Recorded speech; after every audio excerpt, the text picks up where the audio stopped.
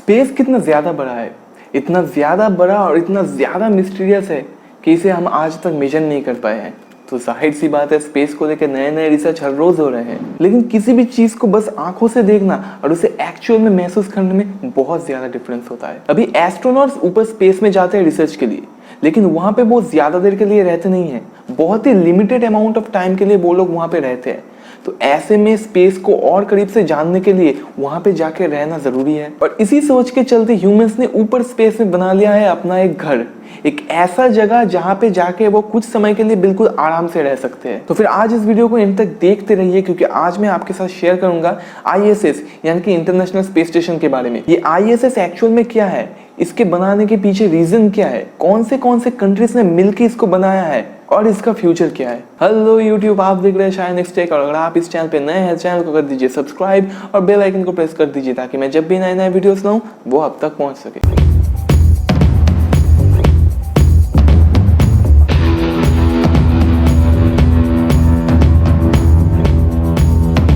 अभी स्पेस में एस्ट्रोनॉट्स के लिए एक स्टेशन होना चाहिए।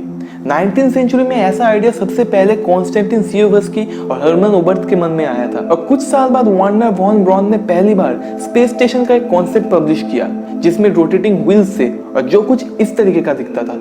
आज के डेट में ISS ये ओनली वर्किंग स्पेस स्टेशन है, लेकिन इसका मतलब ये नहीं कि इसके पहले कोई भी स्पेस स्टेशन बनाया नहीं गया। दुनिया का सबसे पहला स्पेस स्टेशन था सैल्यूट 1, जिसे बनाया था रशिया ने, और इसे लॉन्च किया गया 19 अप्रैल 1971 को। तो जब रशिया ने अपना स्पेस स्टेशन लॉन्च कर दिया तो यूएस कैसे पीछे रह सकता है। यूएस ने भी 1973 में अपना स्पेस स्टेशन लॉन्च कर दिया, जो कि था स्काईलैब, और इसके आगे पीछे भी कुछ और स्पेस स्टेशन लॉन्च हुए हैं। लेकिन ये सारे स्पेस स्टेशन एक तरीके से एक एक्सपेरिमेंट थे, जिसका फाइनल रिजल्ट आज है international space station. International space station is the biggest man made object in space. ये अपने आप में ही एक इंजीनियरिंग मार्वल है, और अगर कॉस्ट की ओर से देखें तो भी इंटरनेशनल स्पेस स्टेशन सबसे ज्यादा कॉस्टली ऑब्जेक्ट है, और अगर इसके फाइनल कॉस्ट को देखें तो ये 100 बिलियन से भी ज्यादा हो जाएगा। ये ISS पिछले सारे स्पेस स्टेशन के मुकाबले बहुत ज्यादा बड़ा है। 1980s में यूएस ने एक प्रोजेक्ट अनाउंस किया था, स्पेस स्टेशन फ्रीडम, लेकिन इसका एस्टिमेटेड कॉस्ट बहुत ज्यादा बढ़ जाने से और यूएस कांग्रेस के अनविलिंगनेस की वजह से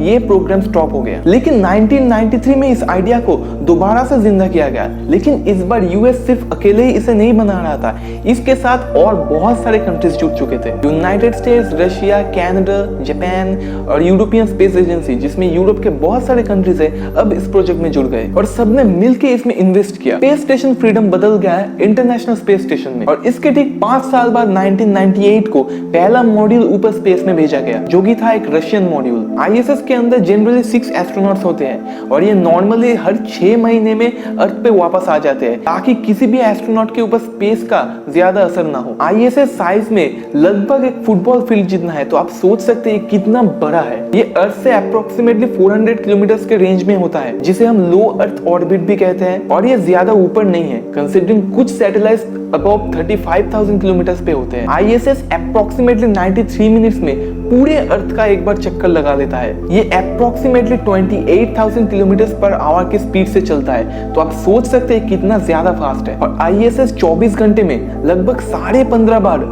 अर्थ के चक्कर लगाता है। अब ISS जो है हमेशा एक ही लाइन में अपने ऑर्बिट में नहीं घूमता है, ये टाइम टू टाइम एल्टीट्यूड को लूज करता है। आसान भाषा में अगर ये अर्थ है और ये ISS है, तो ये घूमते घूमते ऐसे नीचे आ जाएगा, और अगर कुछ ना किया जाए तो ये अर्थ में री एंटर होकर डिस्ट्रॉय हो जाएगा। तो इसी को प्रिवेंट करने के लिए ISS को टाइम टू टाइम बूस्ट किया जाता है अपने ऑर्बिट पे। अभी पूरे ISS को 2 हिस्सों में बांटा जा सकता है। एक है रशियन ऑर्बिटल सेगमेंट, जिसे पूरा का पूरा रशिया अकेला यूज करता है, और दूसरा है यूनाइटेड स्टेट्स ऑर्बिटल सेगमेंट, जिसको यूएस और बाकी सारे देश मिलकर यूज करते हैं। लेकिन यहाँ पे हर एक कंट्री का अपना अपना अलग अलग मॉड्यूल है। इन सारे मॉड्यूल्स को अलग अलग कंट्रीज में उनके प्रेफरेंस के मुताबिक बनाया गया है, और बाद में इन्हें रॉकेट्स के जरिए ऊपर स्पेस में ले जाके असेंबल किया गया है। इस पूरे काम के लिए मेनली 3 टाइप के रॉकेट्स को यूज किया गया है, American space shuttle, Russian proton rocket और रशियन सोयूज रॉकेट। अब जब इन मॉड्यूल्स को ऊपर स्पेस में भेजा गया, तब इन्हें धीरे धीरे एक दूसरे के साथ अटैच किया गया। अब स्पेस में जाके इन मॉड्यूल्स को वेल्डिंग या फिर ग्लू के जरिए तो अटैच किया नहीं जा सकता है,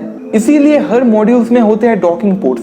ये एक ऐसा मैकेनिज्म है जिसके जरिए दो मॉड्यूल्स को आपस में अटैच किया जाता है। अब जब भी धरती से कोई भी स्पेस शटल ISS पहुंचता है तो उसे डॉकिंग पोर्ट के जरिए इसके साथ अटैच किया जाता है। लेकिन ISS के दो मॉड्यूल्स को आपस में अटैच करने के लिए डॉकिंग पोर्ट्स के अलावा भी एक और मैकेनिज्म चाहिए जिसे PMA यानी कि प्रेशराइज्ड मेटिंग अडेप्टर कहते हैं। अब जाहिर सी बात है, मॉड्यूल्स को स्पेस में अटैच करने के लिए हम क्रेन्स तो यूज कर नहीं सकते, इसीलिए हर एक मॉड्यूल्स के अंदर होता है प्रोपेलर्स। इन प्रोपेलर्स के जरिए मॉड्यूल स्पेस में इधर उधर भटक सकते हैं और इसी के जरिए दो मॉड्यूल्स को करीब लाया जाता है और बाद में उन्हें अटैच किया जाता है। अभी इंटरनेशनल स्पेस स्टेशन के बिल्कुल बीच में है इसका बैकबोन, जिसके जरिए सारे मॉड्यूल्स आपस में एक दूसरे के साथ अटैच होते हैं। इसे इंटीग्रेटेड ट्रस्ट स्ट्रक्चर कहा जाता है। अभी ISS का मेन मोटिव क्या है? स्पेस में एक्सपेरिमेंट, स्पेस में ऑब्जर्वेशन और कुछ ऐसे रिसर्च जो अर्थ पे हो ही नहीं सकते हैं। और इसी वजह से हर एक कंट्री ने अपना अपना एक्सपेरिमेंटल लैब भी वहां पे बनाया है। US का एक्सपेरिमेंटल लैब डेस्टिनी,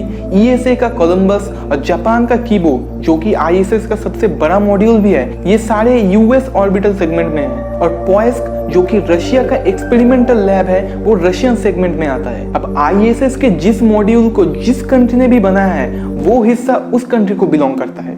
ISS के अंदर रिसर्च लैब्स है एक्सपेरिमेंट के लिए और यहाँ पे हर एक चीज फ्री फॉल के स्टेज में है। आसान भाषा में जैसे हर एक चीज आसमान में तैर रहा है, लेकिन यहाँ पे किसी भी तरीके का एयर नहीं है। यहाँ पे ऑनबोर्ड एस्ट्रोनॉट्स के सोने के लिए छोटे छोटे चेम्बर्स है जो कि बहुत हद तक फोन बूथ की तरह दिखते हैं। यहाँ पे आप लेफ्ट राइट अपसाइड डाउन किसी भी एंगल में सो सकते हैं, क्योंकि यहाँ पे फ्री फॉल की वजह से दिमाग में किसी भी तरीके का सेंसेशन नहीं रहता है। तो आप जिस तरफ भी मुड़ेंगे वही आपका फ्लोर है। यहाँ पे सीलिंग भी आपका फ्लोर है। अब ISS का ऑलमोस्ट सारा एरिया प्रेशराइज्ड है, यानी कि यहाँ पे एस्ट्रोनॉट्स बिना स्पेस सूट के अपने घर के कपड़ों में भी रह सकते हैं। और एस्ट्रोनॉट्स के हेल्थ को ध्यान में रखते हुए यहाँ पे कुछ एक्सरसाइज के इक्विपमेंट्स भी है, ताकि वो एस्ट्रोनॉट्स जब भी वापस धरती पे आएंगे तो उन्हें किसी भी तरीके का प्रॉब्लम ना हो। अब अगर इतना सब कुछ ISS के अंदर हो रहा है तो इसके लिए बहुत सारा एनर्जी भी चाहिए। इसीलिए अगर आप ध्यान से देखेंगे तो ISS के लेफ्ट और राइट में बहुत सारे आपको सोलर पैनल्स दिखेंगे।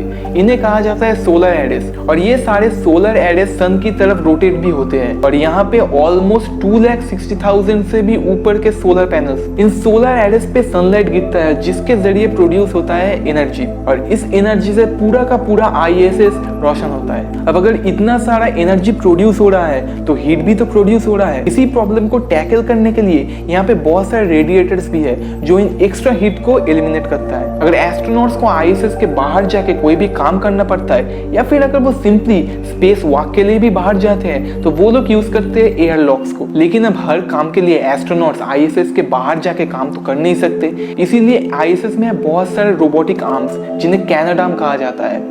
ISS के अंदर से ही एस्ट्रोनॉट्स इन्हें यूज करके बाहर का सारा काम कर सकते हैं और इसे बनाया है कनाडा ने।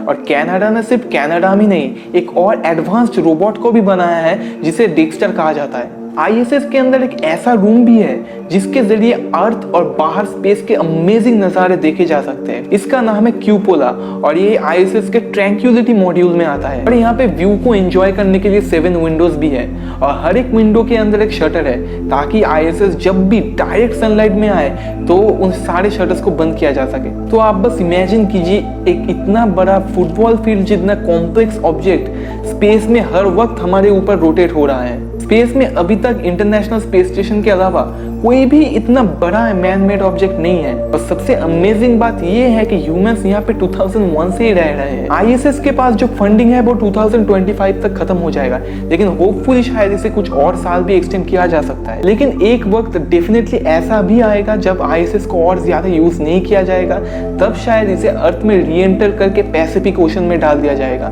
या फिर शायद इसके लिए कुछ और प्लान्स भी हैं, लेकिन वो वक्त अभी भी कुछ साल और बाद ही। अगर ये वीडियो आपको अच्छा लगा तो इसे लाइक और शेयर कर दीजिए। साथ ही साथ अगर आप चैनल पे नए हैं तो इसे सब्सक्राइब भी कर दीजिए, क्योंकि मैं आप लोगों के लिए ऐसे नए नए वीडियोस लाता रहूंगा। इस वीडियो को देखने के लिए आपका बहुत बहुत शुक्रिया। मिलता हूँ मैं आपसे अगली वीडियो में, तब तक के लिए वंदे मातरम, जय भारत, थैंक यू।